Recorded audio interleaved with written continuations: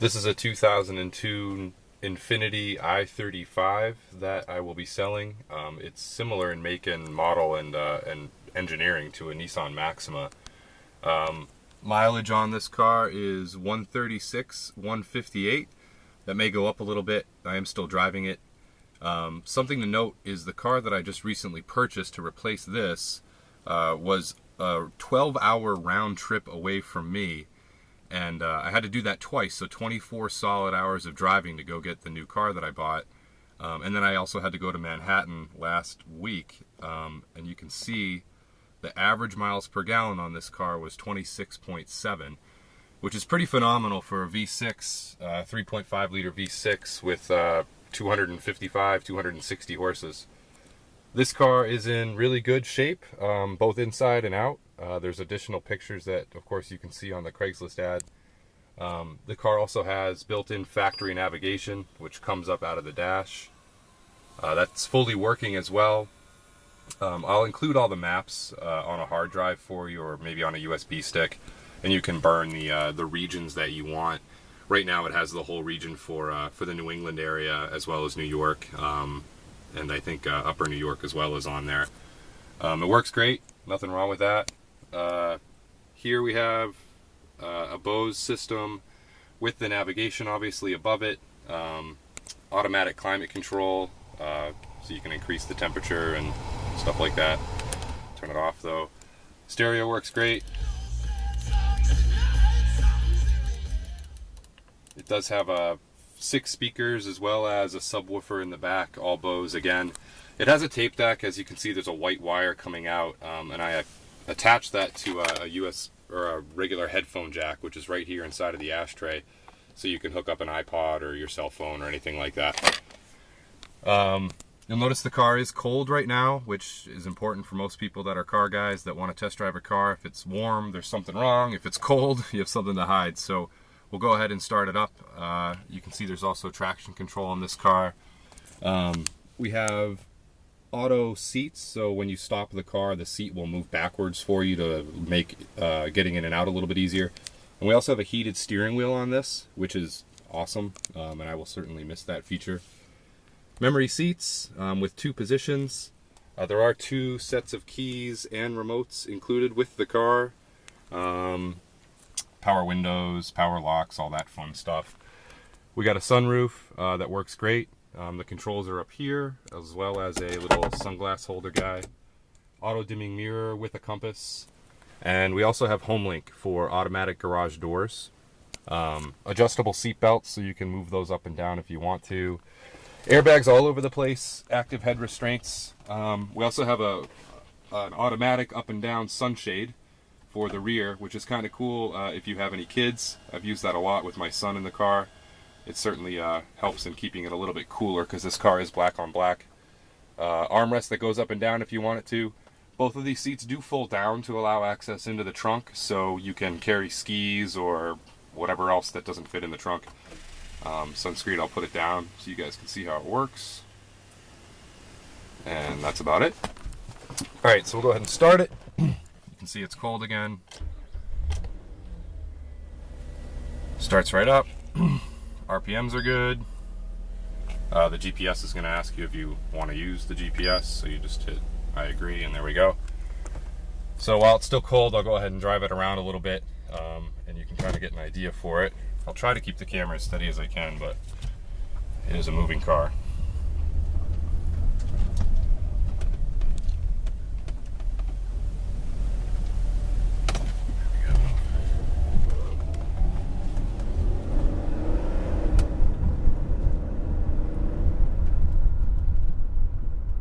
Shift's nice, there's no issues with any of that stuff. You will notice that the check engine light is on right now. I will fix that before the car is purchased. It's a purge valve, which is a little valve that allows gas vapors to escape correctly or ecologically from the gas tank. It's a pretty common problem with Maximas, and it's a $45 part, so I'll go ahead and buy that and install it before the new owner gets it. I'm just going to go down a road and show you guys the brakes and how all that stuff feels. Get to a little straight part.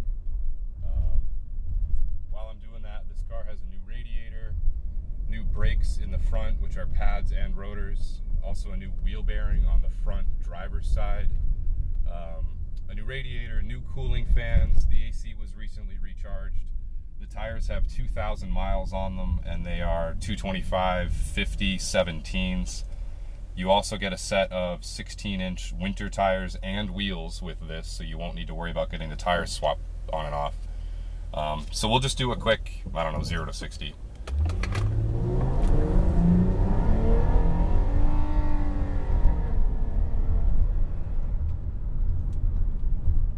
That was 0 to 60.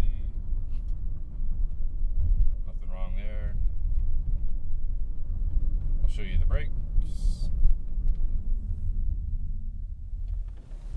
Brakes work great, no shaking, no anything. Like I said, all the brakes are brand new, so you shouldn't have any issues there.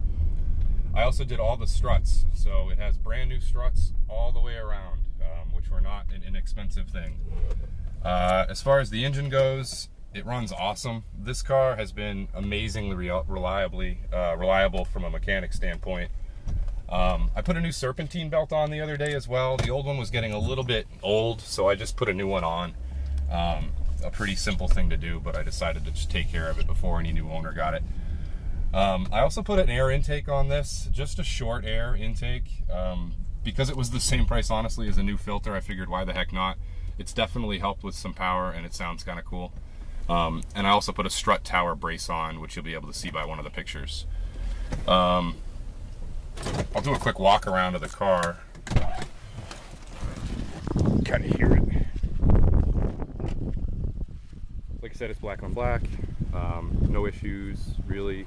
Tires are brand new. You can see they look good. Rims are in decent shape. The car did have 2 fender benders. There is one in the rear bumper here.